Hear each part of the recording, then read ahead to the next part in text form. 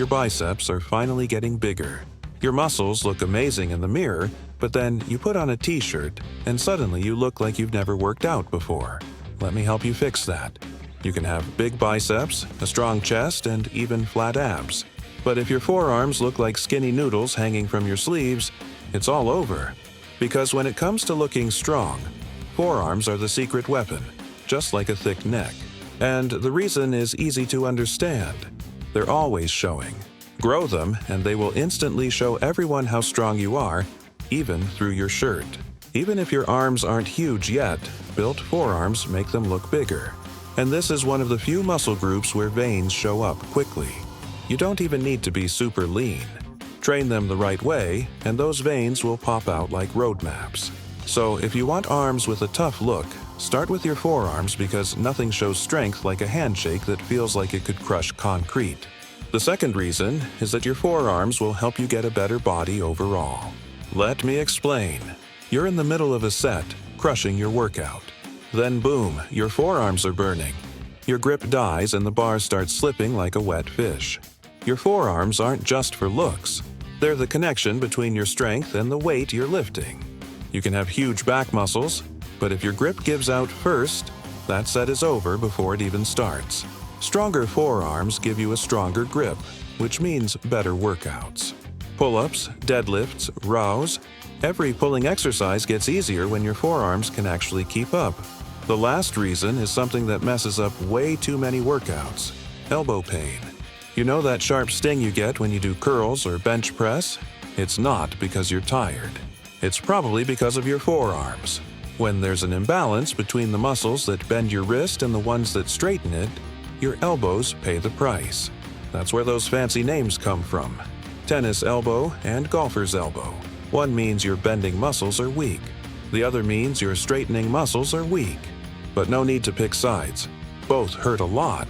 The good news is that you can quickly fix that by adding forearm exercises to your workout plan. Little by little, you'll balance things out and your elbows will stop hurting every time you touch a dumbbell. Alright, time for the unfair truth. When it comes to forearms, genetics play a huge role, just like calves. Some people were just born with forearms that look like they've been gripping Thor's hammer since birth. Others, well, let's say they are not so lucky. It mostly comes down to bone length and muscle connections, the spots where your muscles attach. If you've got long muscle bellies, congrats. You've basically won the forearm lottery. Your muscles have more room to grow, and you'll get that thick, full look easier. But if your muscle bellies are short, well, let's just say the gains won't show as much. Unfair? Yeah. But before you throw your dumbbells across the room, relax. This doesn't mean you can't grow them. It just means your progress will look different. Maybe not as huge, but definitely more shaped, veiny, and strong. Genetics set the limits, but your hard work decides how close you get to them. So stop blaming your DNA and start blaming your skipped workouts. And to actually build those forearms, you don't even need fancy exercises or to spend 3 extra hours at the gym. You just need the right moves that hit the 3 main jobs your forearms do: elbow bending, wrist bending and straightening, and grip strength. And believe it or not, you can even train them with rice. Yeah, but we'll get to that part later. But before we get into the exercises, here's something most lifters don't know. Your forearm isn't just one muscle. It's a whole team of smaller muscles working together. And not all of them grow the same way. Some can get really big, others not so much. That's why you see guys training their forearms for months doing wrist curls and zero sign of growth. Because, spoiler alert, the muscles involved in the wrist bending are not the ones with the best growth potential. If you want big forearms, the star of the show is the brachioradialis. And no, it's not a dinosaur. This is the muscle that sits right on the top part of your forearm, close to your elbow. With the highest growth potential, it makes your arms look powerful. So, if you're chasing looks, this muscle is doing 90% of the work. To target it, simple. Use neutral or pronated grips. That's why your first go-to exercise here is the hammer curl. Dumbbells, cable rope, machine, doesn't matter. As long as your palms face each other, you're golden. But the real MVP, the reverse curl. It hits the brachioradialis hard and works your wrist straightening muscles at the same time, which means bigger forearms and healthier elbows. Super underrated exercise and yet super easy to sneak into your biceps workout. Moving on to the second team of your forearms, the wrist bending and straightening muscles.